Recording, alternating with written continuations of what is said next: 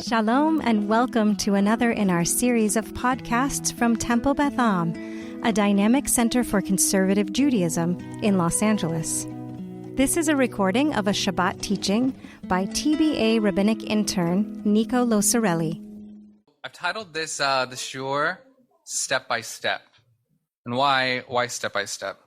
So we're moving from a world right now of the general in the story of Noah, to the world of the specific, the world of Avram, which is a move that we are constantly called to do at every moment, living in both Jewish and non-Jewish worlds, right? And we seem to be performing the shift at an exhausting rate at the moment, balancing the views of narratives outside the Jewish world and the views and narratives within the Jewish world. The word world is daunting too, because how can any individual make an impact on the world or a world? It may seem like the weight of what is going on lies on our shoulders, our individual shoulders. I think that's what a lot of us are feeling right now. We were just speaking, a couple of us were speaking earlier about just feeling helpless as to what it is that we can do in this moment. And I really imagine, as we're moving into Parashat Lech Lecha, that this is how Avram, before he became Abraham, felt. So let's look at this first verse here, Genesis 12:1. This is where Lech Lecha comes from. Vayomach Hashem el Avram, Lech Lecha me'artzecha u'mimoladecha u'mibeit avicha el haaretz asher areka. God said to Avram, go forth from your native land and from your father's house to a land that I will show you. Now, that's pretty big, right? Leave your native land, leave your father's house to a land that I will show you. That's a lot. It's a lot to ask of a person. I would like to hear just a couple reflections on what's at stake here for Avram? What does this shift mean? And is this even a reasonable thing to ask a person to do? Anybody has any ideas right off the top of their head? Yeah, Paul? Yeah, so he's been asking to go from something he doesn't know to something he has no idea of, which is very scary. Yeah. The idea of one God. So we're saying that he created Jewish people. Right. Yeah, so we're saying that Avram went out and he was an organizing march. He was an organizer, which is there's a lot of organizing going on right now. So we got the governor to sign our bill. That's Yeah, he's going on a march with so many people in tow, and I think I'm going to come back over here. I saw some hands on this side of the room. Yes, please. For you. Yeah. So we're saying here that Avram's really being asked to take a leap of faith, right? He's got to just go. He's being asked to do all these things without any idea of where he's going, which is, I don't know. I don't know about even myself or anybody in this room, but I think if somebody said right now, leave rabbinical school, leave your parents, leave Pico Robertson, and go somewhere that you'll find out about a little bit later, I'd be like, oh, I don't know about that. I have a couple of questions for you. I think I had, right over here. All right. So we're picking up on this threefold ask of leaving not only your land, but even more importantly, the place where you were born. And not only the place where you were born, but surely that's where everything you've ever known is, but your father's house. You know, it's one thing for an entire family to leave together. It's another thing to say, I'm going to leave my family behind. He takes a ton of people with him, but he leaves his father's house to go along this journey, whether we think it's along the Euphrates or whether we think it's by some other circuit. You know, it's really, I think scholars think it's sort of the up and down over through the Fertile Crescent. But yeah, it's huge, a huge step into the unknown here. Absolutely. So it's a big ask for vulnerability, which takes a lot of courage, a leap of faith, as we heard mentioned. It's not easy to be vulnerable. Really, I don't think it's ever really been easy to be vulnerable as a human being who has responsibilities and hopes and dreams and a vision for their future. I think at this moment, I can't imagine that Avram ever saw this as part of his future, right? How could he have? I'm sure he thought that, I was born in Rochastim. I grew up here. I know the streets. I know the alleys. I know the stores. I know the schools, if there were, schools. I know the people. And it takes a lot of vulnerability to say, All right, I'm going to leave that behind. It's huge. So I want to take us forward to our next source on the page, which is from Bereshit Rabbah. As you can see, I gave you the information on the page, but I'm just going to read it out loud here. So it's composed around 500 CE in Talmudic Israel and Babylon. It's a Talmudic era midrash on the book of Genesis, on the book of Breshit. It covers most of the book, excluding genealogies and similar passages, with verse by verse and often word by word commentary. And it's written in Hebrew, mixed with Aramaic and occasional Greek words. So the great thing about these midrashic works is they sort of do a lot of big picture analysis, and they do they zoom in a bit, and then they go down to even like what a word can mean, which just shows how much richness there is to a single pasuk. I mean, we just had a 10-minute conversation about this one pasuk, and we could have a 3-hour, 4-hour, we could write a book on this one pasuk, and it's been done. So, all right. So let's move forward to this next source. If I can get a volunteer who is comfortable speaking into a microphone to read it, that would be great. Let me just take this mic down if I can manage it. There's nobody on Zoom right now. Yeah. Well, it's going to be for the recording. So. Right. Great. I'm not so sure that mic is on, so I'm just going to read it one more time, and then we'll use this mic. Thank you for reading. You read beautifully. I'll just read it one more time for listeners at home. So we just quoted our pasuk. The Lord said to Abraham, "Go you from your land, from your birthplace, and from your father's house to the land that I will show you." Rabbi Yitzchak said, "This is analogous to one who was passing from place to place and saw a building with a candle burning in it. And he said, 'Is it possible that this building has no one in charge of it?' The owner of the building looked out at him and said, 'I am the owner of the building.' So because Abraham, our patriarch, was saying, 'Is it possible that this world is without someone in charge?' The Holy Blessed One, be he, it's gendered translation, sorry, I had worked on that, looked at him and said to him, 'I am the owner of the world. The king will desire your beauty as he is your master,'" so that's Psalms, "'to show your beauty in the world and bow to him,'" also Psalms. That is the Lord said to Abraham. So what do we think is going on here in this particular midrash, this particular moment? Abraham's walking around, he sees this building, he sees a candle inside of it burning, and he says, "Is it possible that this building has no one in charge of it?" What do you think he's thinking? What do we think the midrashist, which is the one who makes midrash, is trying to convey here? Getting head shakes? No? Nobody lives there? That nobody lives there. Okay. Great. Can you say more about that?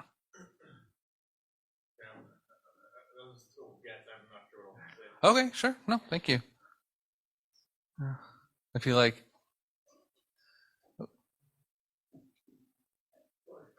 Yeah, Bob, go ahead. Well, it says, That's a good point. So Bob has sort of honed in on the fact that Abraham, or Avram in this moment Abraham in this moment has been chosen. He saw a building, he saw a candle inside of it, he saw something's happening. So if he asked who is the owner of this house, it must mean that there was nobody around, right? There's no one around, the house was empty, but yet there was a candle. He noticed that something was happening, right? Someone must have lit this candle. So what does it mean? What does it mean for Abraham Avinu to notice this? What does it mean to notice these sort of small things in the world? Yeah, Bobby. Right.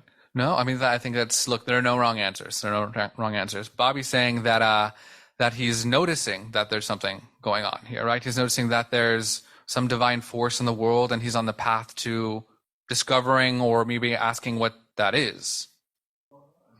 That is a really beautiful connection. So we're saying that Abraham noticed there was an element of fire here, right? And Abraham noticed that it was happening, and it, I'm sure a lot of people, like you said, walked by it and didn't notice. It's interesting because it's a prelude to Moshe. This is, as the midrash imagines the story, this would be a prelude to that moment. But no doubt it drew on that noticing a flame and turning aside, right? That's how it's often translated. And having a curiosity, having a sort of just a wonder about it. Yeah, great. I feel like you're cooking up a thought. Yes. Yeah. Yeah. That's great. So so he is almost incredulous at the idea that, like, there's no way that nobody could not, a lot of negatives in there, that no one owns this building, right? I want to just cue in on a word here. In the Hebrew, it says Baal Habira, which means the owner of, actually means like castle. Bira is often translated as castle. And here it just translates as building. And I wonder what that means for us. How does that hit us a little bit differently? What's a castle versus a building? Someone owns the castle. Yeah, right. How could there be this castle and there's a candle, but there's no one around? Where's the owner of it? No one just leaves a castle unattended, right? Yeah, so the status of someone living in a castle, which is interesting to think of, who is that? Could be a queen, could be a king, could be a prince. And we have a lot of this, monarchical language, hamelech, right? The king in our liturgy. And we, Elul is not so far away in our rearview mirror. And we have this whole idea of the king being in the field. Now the king is, well, maybe there's a king in the castle. There's a candle there. There must be something going on. Which also makes me think the castle, I'm almost imagining like a high room, like his feet aren't just on the path. His feet aren't just on the ground. We're thinking a lot about the path, which I love, which is beautiful. But I've looked at this midrash several times and I've never really thought of him like necessarily raising his eyes to a high up building. I always imagine it at sort of floor level. But I wonder if there's an element of not only is Avram or Abraham on this path,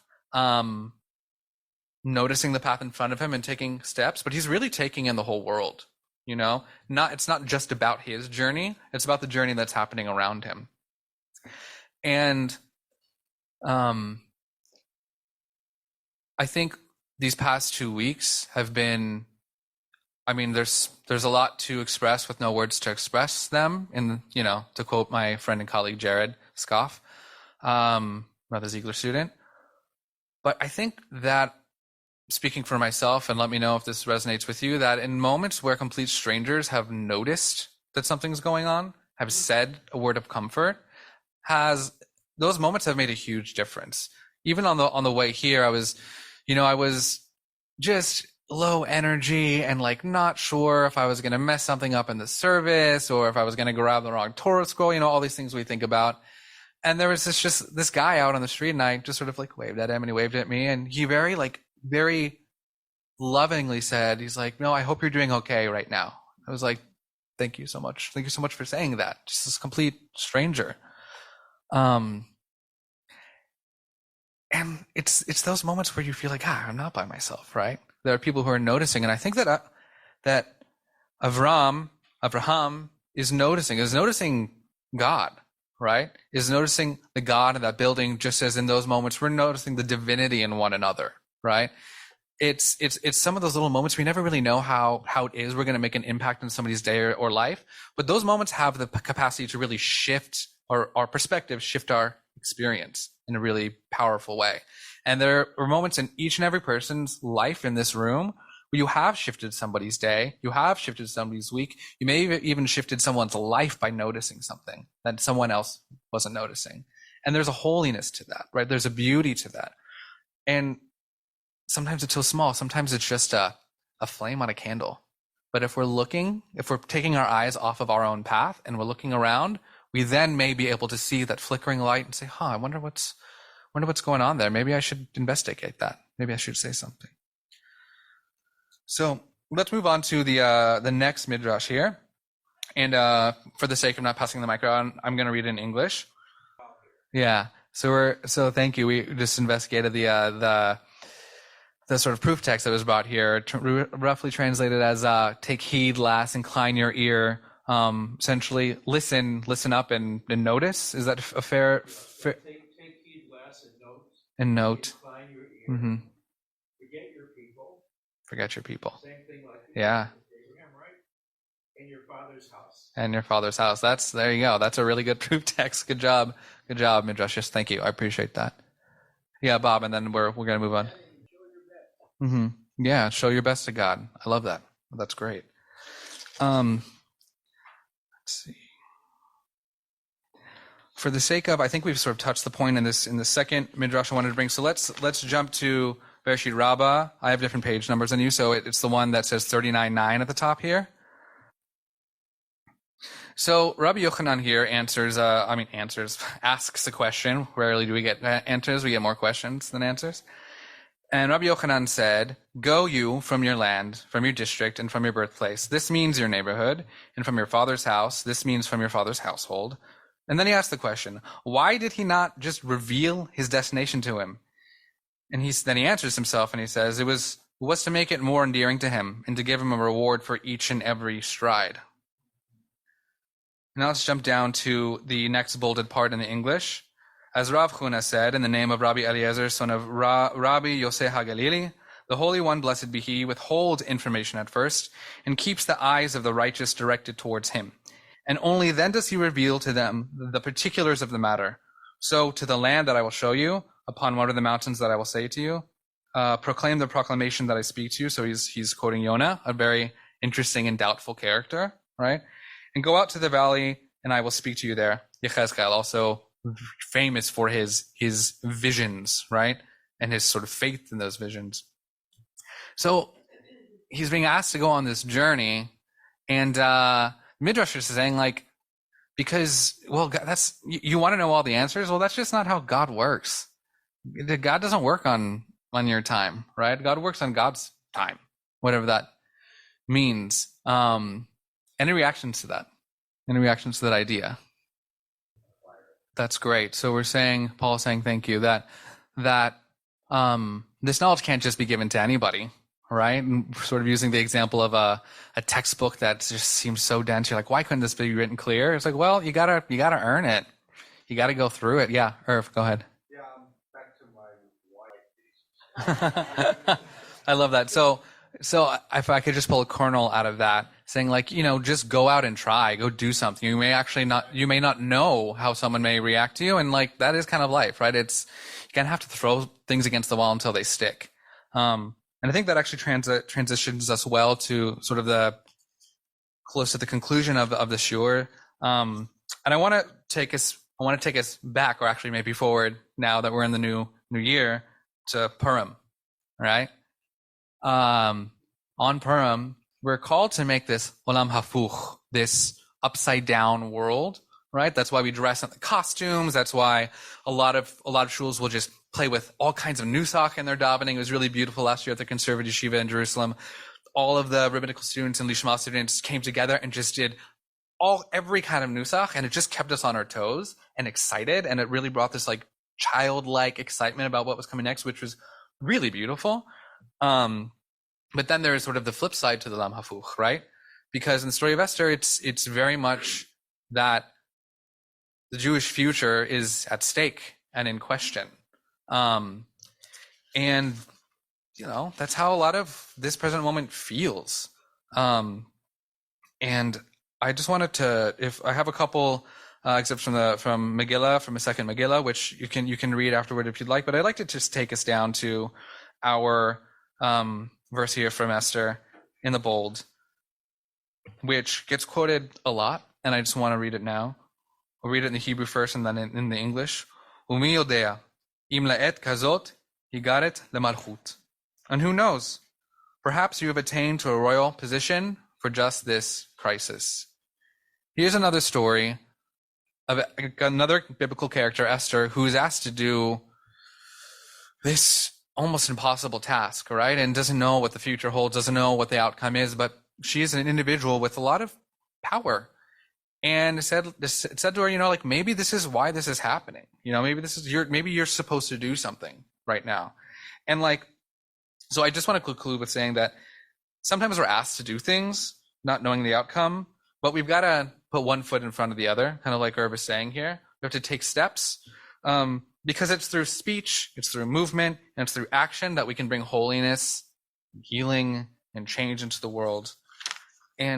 But what this doesn't mean, I just want to be very clear, is that if the idea of there is a reason for everything as a theology, if that doesn't work for you, I'm not saying that we should take that on. I wouldn't want somebody to leave this space thinking like, well, the rabbinic intern Rabbi Nico said, like, there's a reason for all the bad things that happen in the world. I'm really not sure I believe that. I think that's beyond what I can, if speaking from my own personal theology, what I can know. And I think that's very central to both of these moments, right? It's like, it's actually beyond our knowing, So thinking of each and every step as the Midrash saying, sort of like giving a reward to Abraham for what he was doing, I think that's what we need to continue to do, right? To continue to put one foot in front of the other, send one text, make one call, make one donation, write one letter to a IDF soldier, and step by step and action by action, we can spread this sort of holiness that movement has imbued us with from the very beginning of our story as a particular people, which we're moving into in Parshat Lech Lecha, to this sort of broad world that we're just moving out of from Parshat Noach, which, the truth is we're inhabiting both of those at the same time. So in this moment, I just want to say that I think that right now we're called to walk each other through this, right? To take breaks, to give energy when we have it, which is very important, and also identify when we don't have the energy to give, right? Because the world isn't on just one person's shoulders. It's a collective effort. It's a collective burden, really. And if we have that mind of the if we have that idea in mind of the collective, we can better bear this weight that we're all currently feeling right now, knowing that we're really in it together. You have been listening to another in our series of podcasts from Temple Beth Am, a dynamic center for conservative Judaism in Los Angeles. If you enjoy these podcasts, we invite you to write a review on the Apple Podcast site or wherever you get your podcasts. For more information about Temple Beth Am Los Angeles, go to tbala.org.